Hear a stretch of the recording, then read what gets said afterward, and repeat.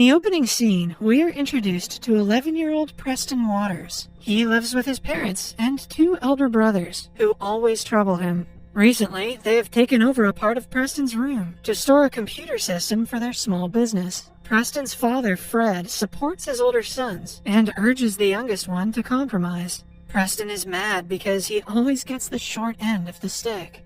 Later, he goes to an amusement park for his friend Butch's birthday party. Since his father only gave him $10 to have fun, he cannot join his friends on the roller coaster rides. Instead, he is stuck on the lame merry-go-round. The kids make fun of him for not having enough money. Preston's family is not poor, but his father is passionate about teaching his kids how to handle and save money. Hence, he has never had the best of anything. During breakfast the next morning, Preston's older brothers leave to go to a baseball game. He wants to join them, but he doesn't have money for the tickets. Fred explains to him that saving is important if he wants to have fun, but the kid argues that he cannot save when he doesn't earn. His mother hands him an envelope that is an early birthday present from his grandmother. Inside is a blank check, which Preston thinks is useless because it has no amount written on it. His father fills the check in with $11 because he thinks it's an appropriate amount to be gifted to a kid. When Preston whines about it being too little, Fred claims that with proper interest, the money can grow to $1 million in no time. This movie was obviously made in the 90s. Preston checks the theory on the internet and finds out his $11 will take at least 300,000 years to grow into $1 million. After looking at that number, he accepts the fact that he will not be a millionaire anytime soon. Still, he wishes to have his own house and a lot of money by tomorrow and goes to sleep. Elsewhere, Quigley is a con artist who has just escaped from jail. On a rainy night, he goes to an abandoned building where he had hidden $1 million prior to his imprisonment. He plans to use the money to buy a new identity for himself. However, since the bills are marked consecutively, the FBI can track them back to him easily. He thinks of a plan and goes to meet the president of a bank named Biderman, who also used to be his partner in the money laundering business. Quigley wants him to exchange randomly marked bills in turn for the serially marked $1 million that he has. This way, the FBI wouldn't be suspicious, even if they find out about his purchases. Biderman is reluctant because he doesn't want to get into the laundering business again, but Quigley threatens to kill his family if he doesn't help him. That'll do it. When Biderman obliges, he is told to hand the money to a man named Juice the next day.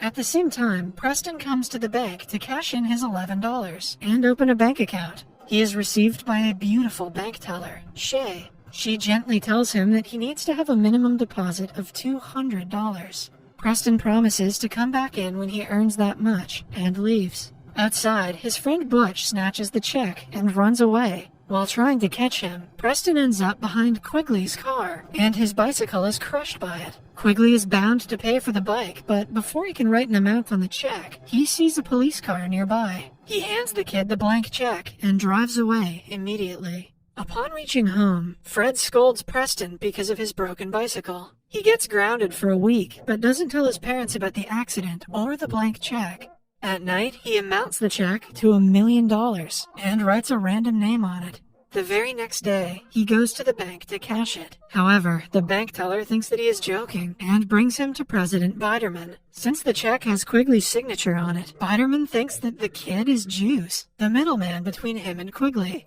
Preston thinks the idea is stupid and is about to walk away, but Biderman stops him. To the kid's surprise, he brings out bundles of money from the safe and fills his bag with them. While running away with the money, Preston bumps into the real Juice, but the man thinks he's just a random kid and lets him get away. He meets Biderman and introduces himself as Quigley's henchman. Biderman quickly realizes his blunder and runs outside to look for Preston, but by then, he is long gone. Since the money is illegal, they cannot ask the police for help. As soon as Preston reaches home, he looks for houses on sale in his neighborhood. He finds the one he is looking for and calls the realtor. Following that, he talks to her using the computer's robotic voice and buys the house for $300,000. Yep, definitely the 90s.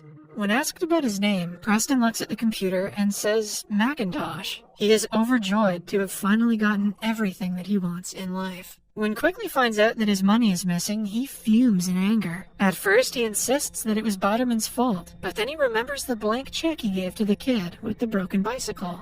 The three of them decide to visit the general places where kids go to find the one who stole their money. In the meantime, Preston buys a limo for himself and asks the driver to pick him up from his house. He sneaks out through the window and meets the driver, Henry. Initially, Henry believes the kid is trying to play a prank on him, but upon being handed the money, he apologizes and sits him in the vehicle. Preston says that the car belongs to McIntosh, a millionaire businessman. He claims to be an employee who works for McIntosh so that no one will doubt his story. Henry doesn't question him and takes him to every mall in town at his request. They buy clothes, TVs, toys, video games, and many more things to fill his new house. Preston also buys a bucket full of ice cream, something his parents would never allow him to do. He even gives Henry an expensive watch as a present for accompanying him to the malls. While returning home that night, he bumps into the bank teller, Shay. She remembers him as the $200 kid. Preston says that he has earned some money and is soon coming to meet her at the bank. Preston's gonna be pimpin' in no time. After they go their separate ways, we see Shay secretly meeting a man and telling him everything about her workplace. It is revealed that she is a secret FBI agent who is on a mission to catch the money launderers working in the bank. The next morning, Fred is about to drive to work, but their driveway is blocked by several vehicles transferring toys, furniture, and TVs into another house in the neighborhood. He goes to check what the fuss is all about and finds his youngest son ordering people around. When Fred asks him what is going on, he says that he has started to work for McIntosh, their new neighbor, who is moving in today.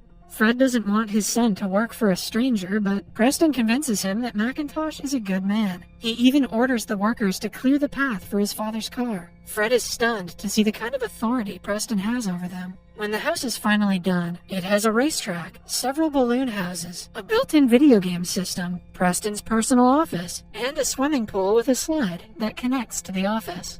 Meanwhile, Quigley, Biderman, and Juice go around amusement parks looking for the kid. Their only clue is a blurry picture taken by the surveillance camera in the bank. The word about a wealthy man moving into the neighborhood goes around, and even Shay hears about McIntosh. Because of his unconditional wealth and the way he spends it, she suspects him to be part of a criminal organization. One day, she goes to meet him in the house and finds Preston instead. When asked about McIntosh, Preston says he is in a meeting and is on a tight schedule for the next month or so. Shay is about to leave when Preston asks her out on a professional date. She hesitates initially, but agrees to go when he lies about being McIntosh's financial manager. Later, he asks the driver Henry for advice, since Henry has dated more women than him. According to Henry, women like chiseled men with money. They prepare for the date by exercising daily. With time, Henry becomes his best friend as they play, eat, and have fun together. Preston's family still thinks he's working for McIntosh. Still, Fred doesn't allow him to go out on a date at night. Preston slyly whispers that he was about to show Fred's work proposal to McIntosh. Sensing that his son's relationship with a millionaire might help him, Fred lets Preston do anything he wants. At night, he and Shay go to a fancy restaurant for dinner. He gives her a necklace as a present, but claims that it is from McIntosh. Similarly, he also asks her questions about her dating preferences, while insisting he was told by McIntosh to ask them. Later, they go to a water fountain and play. However, the fun ends when Quigley and his group bump into them. Preston asks Shay to race him to the limo, and drives away before they can catch him. Before separating, he invites her to his and McIntosh's birthday party on the weekend. Upon finding out that McIntosh will be present at the party, Shay agrees to come. The next day, Preston hires a party planner who charges him a $10,000 deposit. She wants to plan a fancy dinner and make a lot of profit by ripping him off. Later, Henry goes out with his friends, and Preston is left all alone in the house. With nothing to do, he goes to the park to reminisce about his old life. At the same time, Quigley and his group also arrive at the park, looking for him. They spot him, but Preston cycles away immediately. A chase ensues between them, but the trio has to stop when their car crashes on top of another car. Biderman comments that stealing another $1 million would be easier than chasing this kid.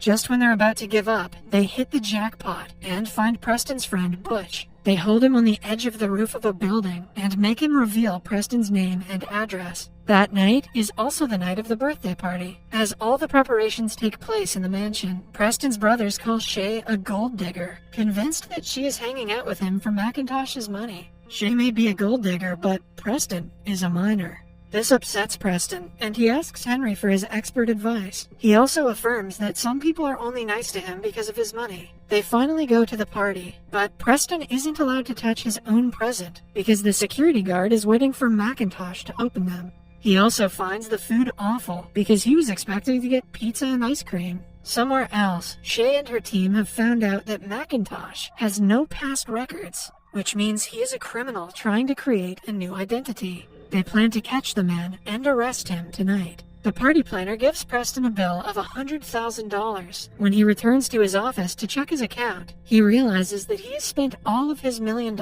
in only 6 days. Now he only has a little over $300 left. He goes outside and tells the planner that Macintosh is missing, which means she will not get paid.